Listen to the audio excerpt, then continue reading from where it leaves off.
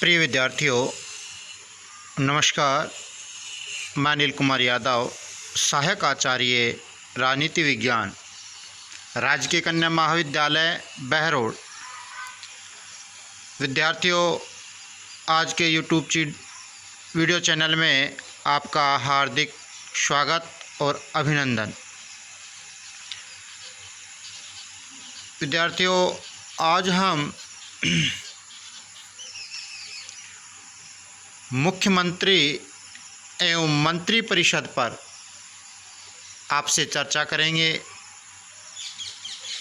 मुख्यमंत्री की नियुक्ति कैसे होती है, मुख्यमंत्री के कार्य एवं शक्तियाँ क्या है, इन बिंदुओं पर हम चर्चा करेंगे।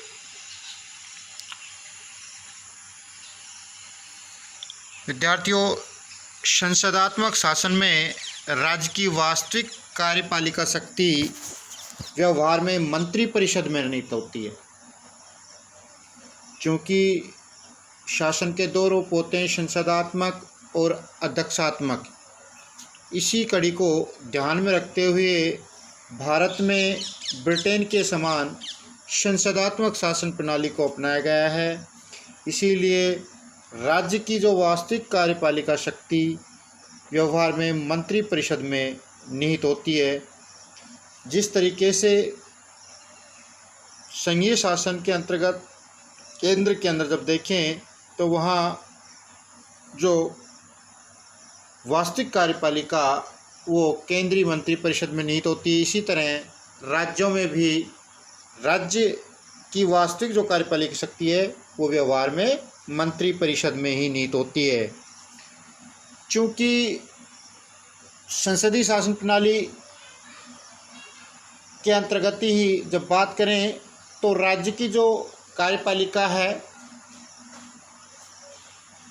वो राज्यपाल के नाम से उसका मुखिया होता है और सारे जो काम होते हैं वो राज्यपाल के नाम से ही होते हैं। अतः राज्यपाल राज्य का मुखिया होता है, जबकि मुख्यमंत्री है वो सरकार का मुखिया होता है। चूँकि संसदीय शासन प्रणाली में दोहरी कार्यपालिका की स्थिति देखने को मिलती है, जहाँ एक तरफ तो नाम मात्र का कार्यपालक होता है, दूसरी तरफ वास्तविक कार्यपालक। तो यहाँ पर राज्यों में नाम मात्र का कार्यपालक राज्यपाल होता है, जबकि वास्तविक जो कार्यपालक है मुख्यमंत्री होता है। मुख्यमंत्री सहित मंत्री परिषद में होता है। राज्य की कार्यपालिक शक्ति का वास्तविक प्रधान होने के कारण राज्यपाल की स्थिति लगभग वैसी ही है जैसे केंद्रीय प्रशासन में प्रधानमंत्री की होती है। चूँकि यहाँ मुख्यमंत्री की राज्य की कार्यपालिका का वास्तविक प्रधान होता है, जबकि राज्यपाल है वो नाम मात्र का प्रधान होता है। तो यहाँ राज्यों में मुख्यमंत्री की वही स्थिति होती है जैसी केंद्रीय प्रशासन में प्रधानमंत्री की होती है। अब विद्यार्थियों, बात करते हैं मुख्यमंत्री की नियुक्ति पर। मुख्यमंत्री की नियुक्ति राज्य की मंत्री परिषद के गठन का प्रथम चरण होता है। अनुच्छेद 164 के अनुसार मुख्यमंत्री की नियुक्ति राज्यपाल के द्वारा की जाती है। तो यहाँ स्पष्ट है, संविधान में अनुच्छेद 164 के तहत व्यवस्था दी गई है कि राज्यपाल के द्वारा मुख्यमंत्री की नियुक्ति की जाएगी। जिस तरह केंद्रीय प्रशासन में राष्ट्रपति के द्वारा प्रधानमंत्री की नियुक्ति की जाती है, उसी तरह राज्य प्रशासन के अंतर्गत, राज्य सरकार के अंतर्गत भी राज्यपाल के द्वारा मुख्यमंत्री की नियुक्ति की जाती है। और अन्य मंत्रियों की नियुक्ति जो है वो राज्यपाल के द्वारा मुख्यमंत्री की सलाह पर की जाती है। तो यहाँ स्पष्ट है कि राज्यपाल के द्वारा पहले मुख्यमंत्री की नियुक्ति की जाती है और फिर मुख्यमंत्री के परामर्श और सलाह से राज्यपाल के द्वारा अन्य मंत्रियों की नियुक्ति की जाती है। मंत्री परिषद सामूहिक रूप से राज्य विधानसभा के प्रति उत्तरदायित्व होती है। इसे राज्यपाल विधानसभा में बहुमत दल के नेता को ही मुख्यमंत्री के रूप में नियुक्त करता है, जो राज्य विधानमंडल का सदस्य होना आवश्यक है। तो यहाँ पर जब बात करें मंत्रिपरिषद की, तो मंत्रिपरिषद सामूहिक रूप से राज्य विधानसभा के प्रति उत्तरदायी होते हैं। तो राज्य विधानसभा में जब तक बहुमत होता है तब तक तो मंत्रिपरिषद अपने संचालन में रहती है। यदि राज्य विधानसभा में बहुमत नहीं होता है तो सरकार गिर जाती है। तो यहाँ पर मंत्रिपरिषद है वो सामूहिक रूप से राज्य विधानसभा के प्रति उत्तरदायी होती है। इसी कारण से राज्यपाल विधानसभा में बहुमत दल के नेता को ही मुख्यमंत्री नियुक्त करता है, और जो राज्य विधानमंडल का सदस्य होना आवश्यक है। अब बात आती है, यदि जिस समय प्रधानमंत्री नियुक्त किया जाता है वह विधानमंडल का सदस्य नहीं है, तो उस स्थिति में उसे नियुक्ति तिथि से 6 माह के भीतर विधानमंडल का सदस्य बनना आवश्यक है। मान लो कई बार ऐसा होता है कि जो मुख्यमंत्री नियुक्त किया जाता है वो किसी भी सदन का सदस्य नहीं होता, राज्य विधानमंडल का सदस्य नहीं होता, और उसको मुख्यमंत्री नियुक्त कर दिया जाता है, परंतु उसके लिए 6 माह के अंदर अंदर राज्य विधानमंडल का सदस्य होना आवश्यक है। उसके लिए इसको सदस्यता जरूरी है।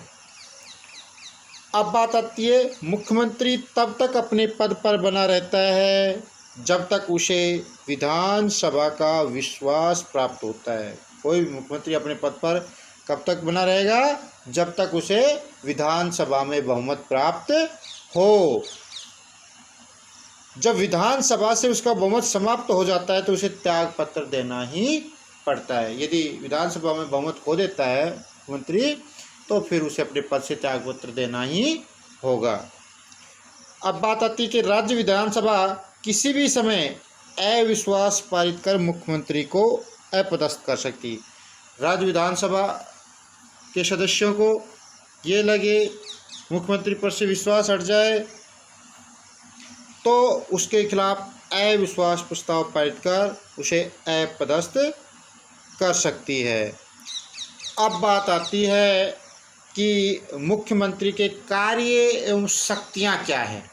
तो सामान्यतः राज्य के शासन तंत्र की केंद्र शक्ति जहां मंत्रिपरिषद में होती है, मंत्रिपरिषद की शक्तियों का केंद्र बिंदु मुख्यमंत्री होता है।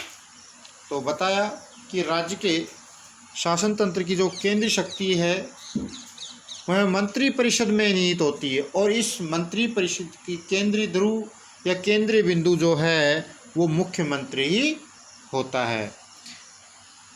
जैसे मंत्रिपरिषद का निर्माण, मंत्रिपरिषद का जो गठन है मुख्यमंत्री का एक तरीके से विशेष अधिकार है। किन किन को मंत्री बनाना है, किन किन को नहीं बनाना, मंत्रिपरिषद में किसको शामिल करना है, ये सभी जो निर्णय हैं वो मुख्यमंत्री अपने स्तर पर करता है।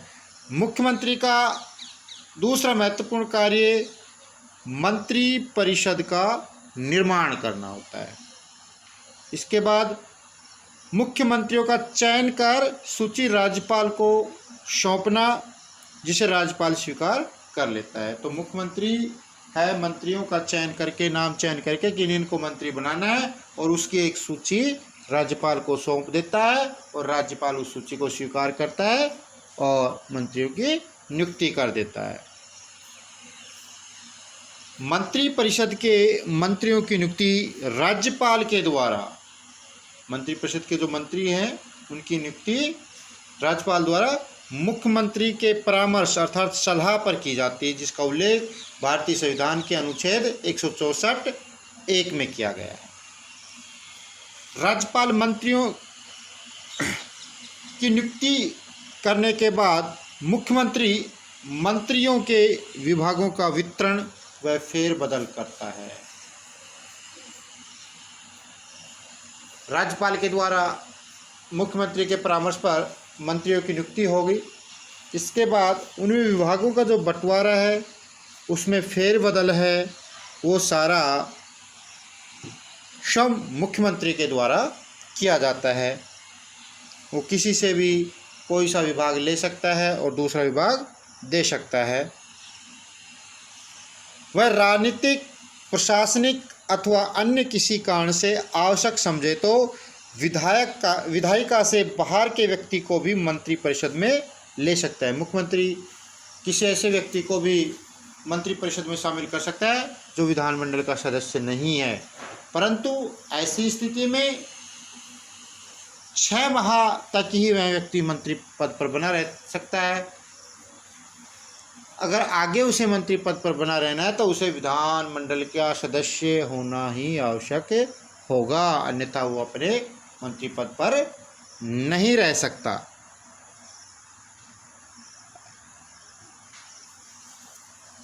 अब बात आती है मंत्रिपरिषद के जो आकार क्या हो, उसमें कितने लोग हों। तो 91वें संविधान संशोधन 2003 के द्वारा अनुच्छेद 164 में प्रावधान किया गया है कि मंत्रिपरिषद की अधिकतम सदस्य संख्या, उसका जो निचला सदन है, जो प्रथम सदन है, कि कुल सदस्य संख्या का 15% से अधिक नहीं होना चाहिए। जैसे बात करें राजस्थान विधानसभा में कुल 200 सदस्य हैं, तो ये जो चूँकि एक सदनीय विधानमंडल है राजस्थान में, तो ये प्रथम सदन जो राज्य विधानसभा है, इसके कुल सदस्यों का 15% से अधिक नहीं होना चाहिए। तो राजस्थान की बात करें तो राजस्थान में अधिकतम मंत्रियों की संख्या 30 हो सकती है। तो इस प्रकार विद्यार्थियों, आज हमने इस वीडियो के माध्यम से आपको मुख्यमंत्री और मंत्रिपरिषद के बारे में समझाने की कोशिश की है। आशा करता हूँ आपको बहुत कुछ क्लियर होगा और इस वीडियो को ध्यानपूर्वक सुनकर और अन्य सहायक पुस्तकों के माध्यम से मुख्यमंत्री एवं मंत्रिपरिषद के टॉपिक को समझने की कोशिश करें। आपको क्लियर बता दिया कि राज्य के अंतर्गत जो मुख्यमंत्री है वो वास्तविक कार्यपालक होता है, जबकि नाम मात्र का कार्यपालक राज्यपाल होता है। मंत्रिपरिषद के निर्माण में, मंत्रिमंडल के फेरबदल में मुख्यमंत्री की महत्वपूर्ण भूमिका होती है। धन्यवाद विद्यार्थी।